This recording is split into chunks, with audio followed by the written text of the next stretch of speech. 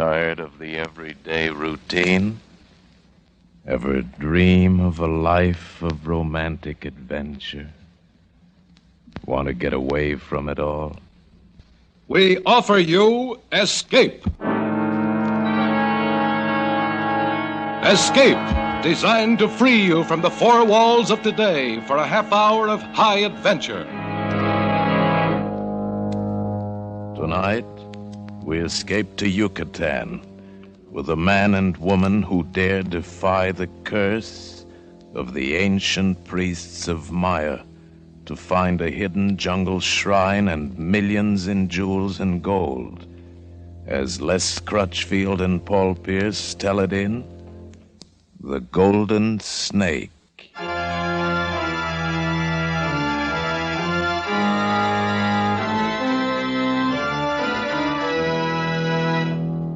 It was mid-morning of the fourth day south from New Orleans when the rusty little freighter Caribe Lady dropped a hook a mile off the port of Progreso and a broad-beam tender warped alongside. The port itself and the jungle peninsula of Yucatan beyond lay in steamy lethargy beneath an early blazing tropic sun. I was in a hurry. I wanted customs clearance as quickly as possible for myself and the helicopter I brought with me. Then I wanted a few bottles of that subtly bitter beer that they brew in Monterey. My mysterious employer, Dr. Conrad, was waiting at the Itza Hotel in Merida, 24 miles inland. But in heat like this, he could wait a few hours longer. I beg your pardon. Well. I presume you're Stephen Lane. Yeah, good presumption, you're right. Well, I'm Gail Barry. Hello, Gail. I'm Dr. Conrad's secretary. Oh. I begin to see how the jungle might have certain compensations. Oh, you better slow down, Mr. Lane. You're going pretty fast, even for a pilot. Helicopter pilot. Not so much on speed, but I do a lot of hovering, especially around green-eyed girls and cold bottles of beer. Would the former like to join me over the ladder? I hope you can hang on to that sense of humor. You'll need it before this is over. Before what's over? A little late for curiosity, isn't it? You've already taken the job. Yeah, sure. I was flat broke.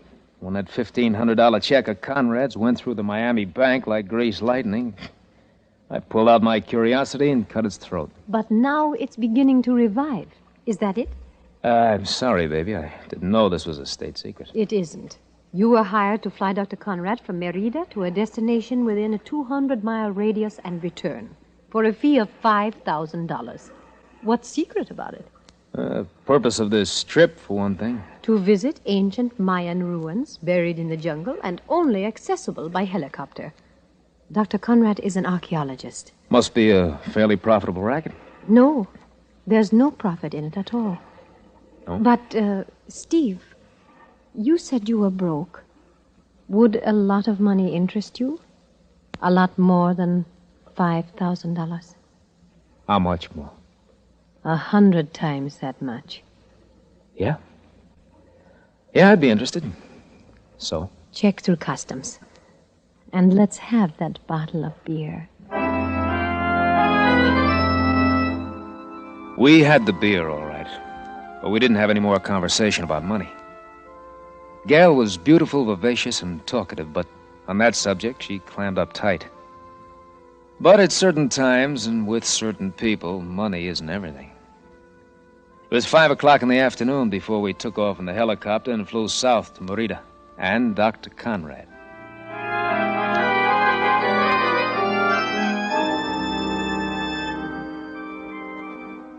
You can look down from this balcony, Mr. Lane, and there lies the town of Merida, all silver in the moonlight. And you think it is nothing unusual, perhaps, but the town is Spanish, and beyond it is the jungle. And the jungle is still pure Mayan. Unconquered, old, and wise. Yeah, I've heard that theory before, Dr. Conrad. And you disagree with it, perhaps? I don't know. I've been watching some of the natives around the hotel here this evening, and there is something about their expression or their eyes. I don't know. Well, I've spent my life studying them, and I do know, Mr. Lane. The Mayans are one of the oldest and strangest races on the face of the earth. The jungle out there swallowed up their pyramids and their temples long ago, and the Spanish conquerors destroyed their records and writings. But they still speak the language, and they still remember. I think it's something in their eyes, as you noticed. About the trip that we're going on, is it to one of these ruined temples or pyramids? Yes, Where? south and east, more or less, within 200 miles of here. We'll have to follow landmarks. You've been there before, then? Yes, there are no trails and no water. Snakes, army ants, fever. Average progress is 2 miles a day. And I assume that the purpose of the trip is archaeological exploration? Of course, Mr. Lane, I would have no... Dr. Conrad, I checked the invoices for the equipment. They're all correct. I left them in your room. Fine, thank you, Miss Barry. I'll sign them later. All right, Dr. Conrad. I'll be in my room if you want me for anything. Good night, Mr. Lane. Oh, good night, Miss Barry. Look, Dr. Conrad, I think it's about time you told me the real purpose of this trip. Huh? But I did tell you. What makes you think that there Look, $5,000 is too much money for a 3-day flying trip to look over some ruins. So? Mr. Lane, can you keep your mouth shut? That depends. There'll be more in it than $5,000 if it goes all right. Illegal, I suppose? No, but dangerous. More dangerous than you can ever imagine. What kind of danger? From the Mayans. This involves a violation of the most sacred shrine in their history, the theft of their most sacred object, one they won't even admit exists. Oh, treasure hunt, huh? Not a hunt, Mr. Lane. I've seen the object. I know where it is. Is, Miss Barry in on this? She's merely the secretary of a scientific expedition. You and I are the only ones who know different. What about the men who were with you before? They were interested only in the ruins. They never saw the treasure. Yeah, but they do know the location of the place. No, Mr. Lane. Not anymore. Well, why not? Because all 4 of them are dead.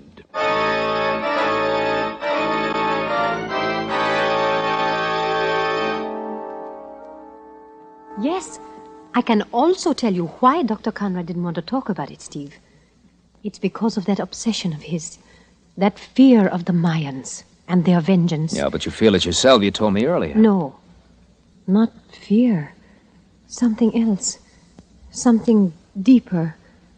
Oh, Steve, please, get out of my room now. If Dr. Conrad found you in here, it would ruin everything. Honey, look, if I'm going to play games, I've got to know the odds. But I've already told you Dr. Conrad had nothing to do with their deaths. I know. 4 fatal accidents within a year. What kind of accidents? Different kinds. The first one happened 6 months after the joint expedition.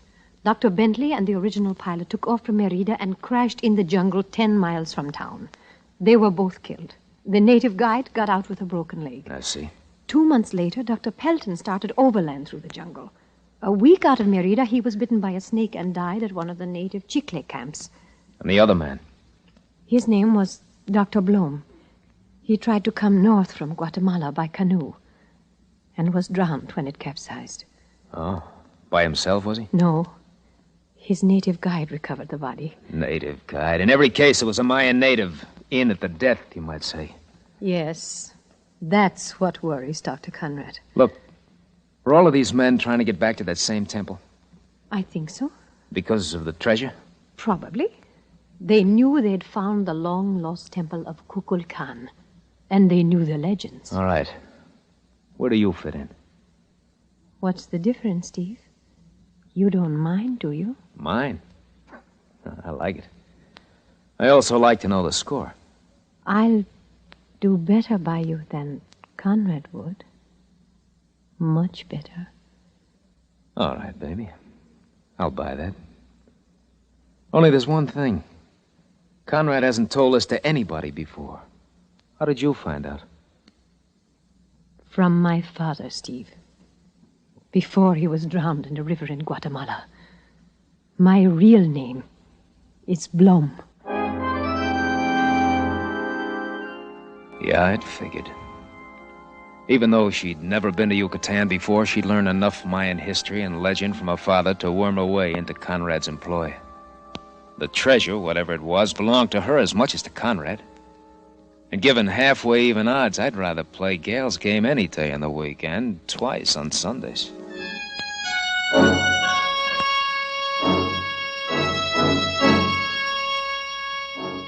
I lay on the hammock in my room for hour, I guess.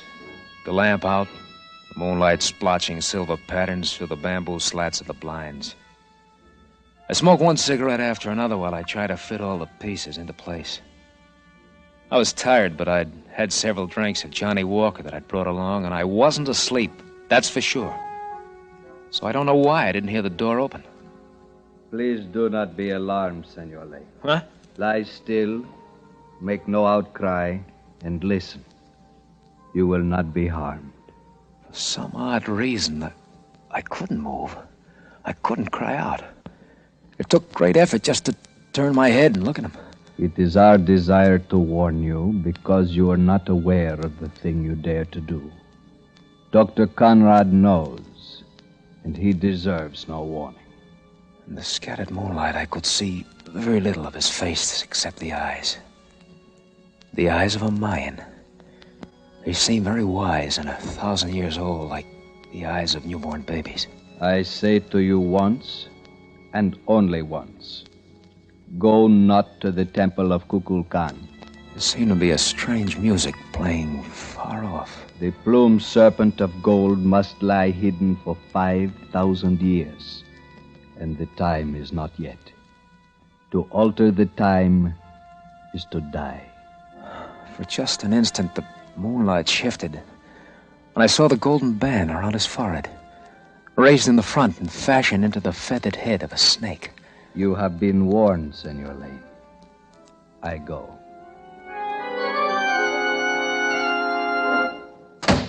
Closing of the door seemed to break the spell, and I lunged for the pistol on the table beside my bed. Only it wasn't a bed, it was a hammer. Oh, confound it! Senor Lane! Oh. Senor Lane, is anything wrong? Oh, Senor Lane! come on in! I was passing along the hall. I heard a noise. Who are you, anyway? Rodolfo Moreno. I am the night clerk. Look, did you see the man who came out of my door just before the noise? What, senor?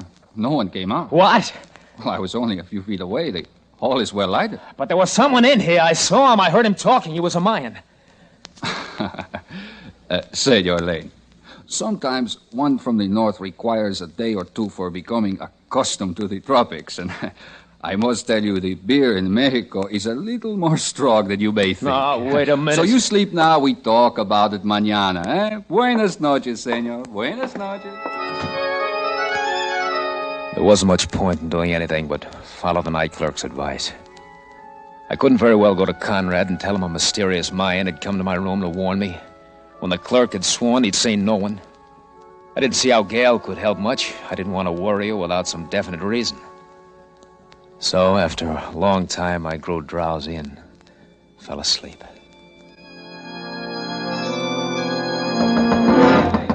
Senor Lane, wake up.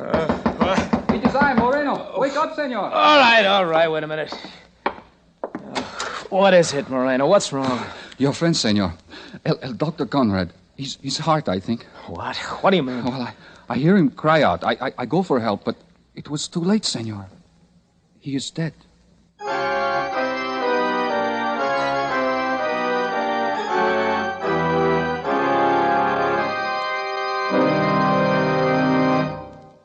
In just a moment, we will return you to the second act of Escape.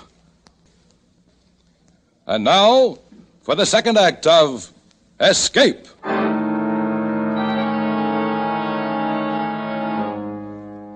I went with the night clerk to Dr. Conrad's room. Met the local physician who had been called to the hotel. Told him to go ahead with whatever arrangements were necessary. There seemed nothing else to do. Dr. Conrad had died in his bed, apparently unmolested. His room was undisturbed, and Moreno, who from his desk had a clear view of the length of the hall, said that no one had entered or left. Apparent cause of death, heart failure. But in a room a half hour later, Gail disagreed with such a simple verdict. There was nothing wrong with his heart, Steve. He died of fright. Sheer fright. I know he did. All right, honey, all right, but what caused the fright? The Mayans. Maybe the same one you said came to your room. No, I'm not sure whether anyone did or not. Maybe the night clerk was right. Maybe I imagined it. He is a native, you know. Another Mayan, huh? Well, I could have been dreaming. No, or drunk. I don't know. It won't work, Steve. How could you have dreamed up the gold band he wore on his head? The same band worn by the high priest of Kukulkan 1,000 years ago. I don't know. That's what gets me. Had you even heard of the plumed serpent of gold before? No. Or the 5,000 years of hiding? No, of course not. They're all a part of Mayan legend, Steve. You had to learn them somewhere. Gail, you said Conrad had an obsession. What about you? I don't know. Before I came to Yucatan, I had only one idea. To get my share of that treasure one way or another. Mayan legends were nothing more than that. But down here, it's different. Things touch you somehow. Inside. You mean you're scared, isn't that it? Not exactly. It's something deeper. I don't know. And against that something deeper, there are how many dollars? Around 2 million, I think, from things Dr. Conrad let slip. How did he plan to dispose of the thing? Oh, there's a buyer in Mexico City. No questions asked. Conrad wanted his name kept out of it. Native vengeance again, huh? Yes. Look, will this buyer deal with us? Of course. Why should he care who brings it? Do you know the landmarks of the pyramid? This temple of Kukulkan? Yes, but... Steve, I am not sure, but... Look, honey, look. I've got a helicopter out there at the edge of town. Within 200 miles is a fortune for the taking.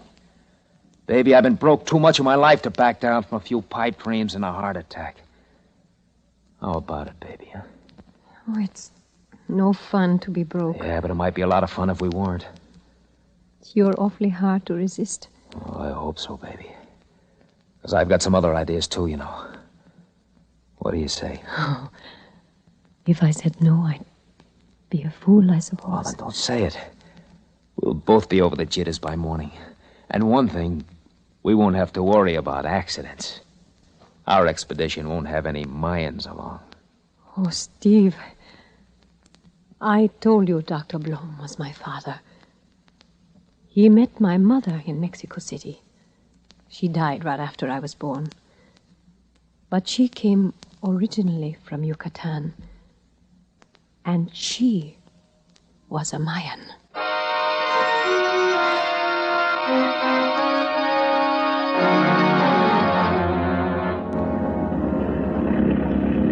Can you tell now, Gail? Are you sure this is it? We won't land if you're not. I think so.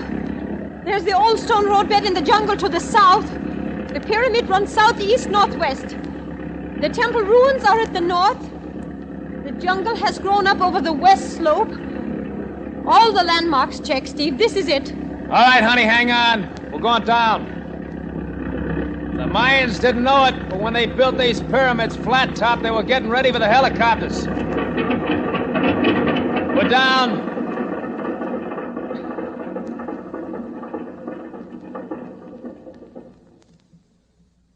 It's terribly quiet, isn't it, Steve? Yeah, especially after hearing that egg beater for the last 3 hours. Well, may as well have a look. Come on, jump, baby. I'll give you a hand. Thanks. Well, they've certainly let the old place run down.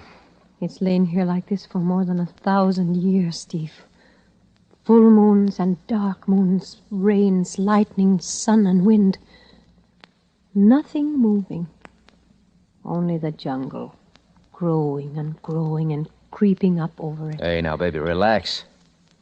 We shouldn't have come here at all. We are only interlopers, strangers, not wanted. Well, maybe they like us better when we're rich, huh? There's no use joking about it, Steve. I think you feel it, too. We are in some terrible danger here, some kind we've never known before. It's like we're being watched. Only there are no watchers. Well, not unless you count that parrot there in the lianas. A parrot. A feathered bird. A feathered snake. Now, look, Gail, look, we've talked this all out. We're here now. We're going to go through with it. I admit that I feel just as... Well, this morbid talk of yours isn't helping anything. I'm sorry, Steve. I feel so strange. Oh, it's just nerves. Forget it. Okay, baby. It's a deal. Come on. Let's go find that cave.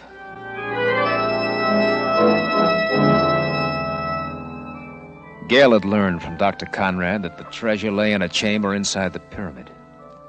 reached by a tunnel which opened somewhere along the west face.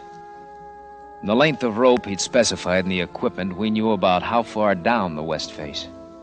So we started working our way along at that level. Gale carried the rope, flashlights, and a hacksaw, while I swung a machete against the lush growth of jungle that made every yard of progress a measure of hard work and sweat. It was late afternoon before I slashed through a green thicket of banana palms and saw it before me. Black and forbidding.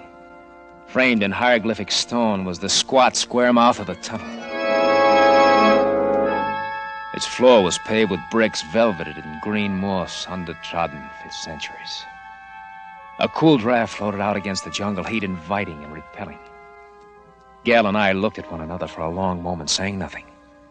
And then, flashlights in hand, we walked into the tunnel. Careful, honey, careful. The ceiling's low in places. I'm watching, Steve. There may be snakes. Our boots ought to protect us. Seems to be widening out a little. I think maybe... Yes. There's a room right ahead, Steve. Good. Wonder if there's anybody home. Steve, don't joke, please. No, I'm sorry, honey. Here we are. Oh, it's a big room. Yeah. I'll say it is, and I wonder where it's... Steve! Swing your light over there. Look. On a raised stone dais in the center of the cave, gleaming and glittering in the blaze of our lights, was a great figure wrought in plates of pure gold. A massive golden snake studded and jeweled with feathers of cut emerald.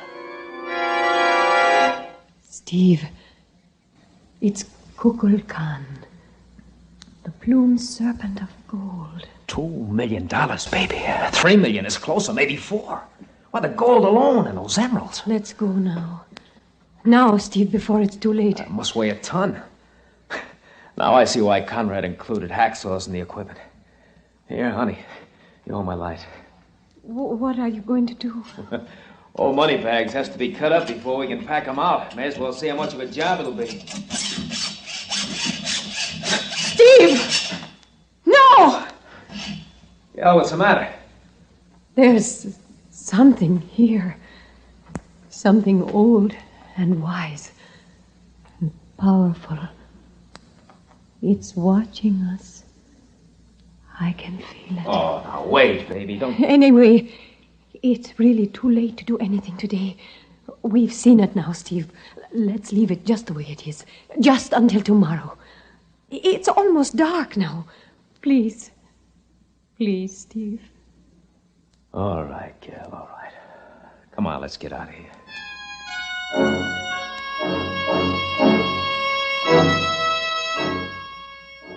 I pitched our camp on the level top of the pyramid, not far from the helicopter. Spread our sleeping bags and built a fire in a pile of stones. It was dark by the time we'd eaten, and a round full moon flooded the ruins and the miles of empty jungle with an eerie light. I lay back and I watched Gale sitting across the fire from me, staring into the strange night, lost in her own thoughts. An odd thing had happened while I was gathering rocks for the fireplace. I'd lifted a large flat stone and found under it a golden band like the one worn by the Mayan who'd come to my room. Gale had put it on her head without a word, and it fit perfectly.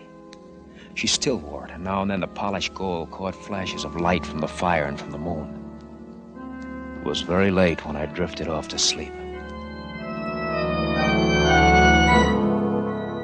It must have been a sound that woke me, but I think it was the odor that seeped into my sleep. That was it, the odor, pungent, aromatic, and for a moment, unidentifiable.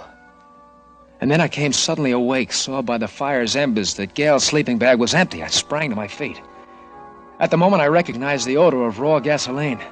Saw the dark surface of the helicopter glistening and wet in the moonlight, and saw Gale walking toward it with a flaming stalk of dry thatch in her hand. Gale! Gale, what are you doing? No, stop it! She paid no attention, stood like a sleepwalker watching the burning plane she'd set afire, the golden band gleaming on her forehead. Then I was running, stumbling headlong toward her. Gale! Gale, come back, Gale! She didn't hear me. She moved slowly away, looking towards something that I couldn't see beyond the fire. Nor did I see the vine that caught my foot and sent me crashing onto the sharp rock. lay there on the ground, unable to move, half blinded by concussion. By the blood that ran into my eyes, I tried to call out again and could make no sound. I could see Gail moving away past the burning plane, swaying as she walked, trance-like, an alien. I seemed to hear again the weird music of Merida far off somewhere in the night. And then, in truth or in delirium, in the shadows, past the fire, I saw them. Saw them waiting for Gail. They were clothed in white, and their eyes were Mayan, wise and old and powerful. And on each forehead gleamed a golden band, the high priests of Kukulkan.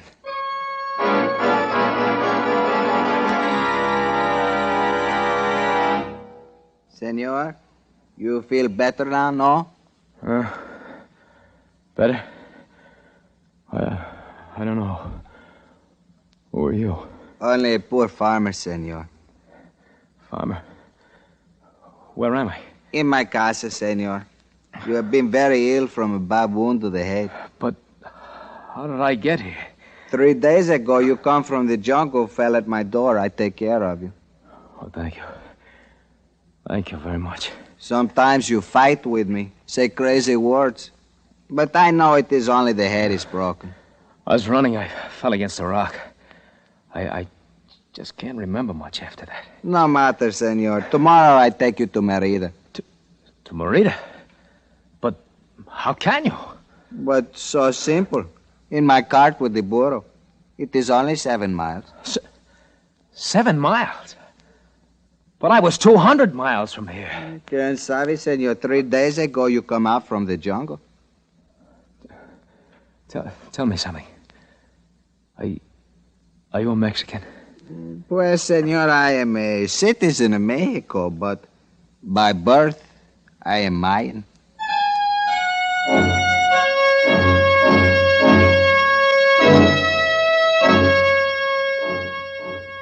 I have flown 5 times since into Yucatan, into the dark lands and the uncharted jungles. I've searched through tumbled ruins, moss-grown, rotted. I built fires on ancient pyramids at night and cried aloud to the silent moon. But never again found the temple of Kukulkan, nor the plumed serpent of gold, nor a beautiful girl named Gail. And I know I never will.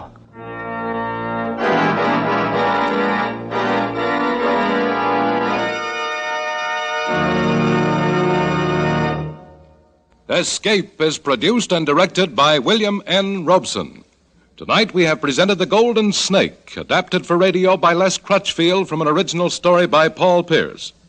Featured in the cast were Anthony Barrett as Steve Lane, Jeanette Nolan as Gail Barry, and John Hoyt as Dr. Conrad. Also heard were Rick Vallon, Harry Bartell, and Paul Freese. Special music arranged and played by Ivan Ditmars. Next week... You are stranded on the Yangtze River, 1,500 miles from Shanghai, and in the midst of all the displaced humanity of China, somehow you have been marked for destruction from which there is no escape. Next week, we escape with an exciting tale of fear, intrigue, and danger on one of the most colorful rivers of the world, as John and Gwen Bagni tell it in The Shanghai Document. The Columbia Broadcasting System.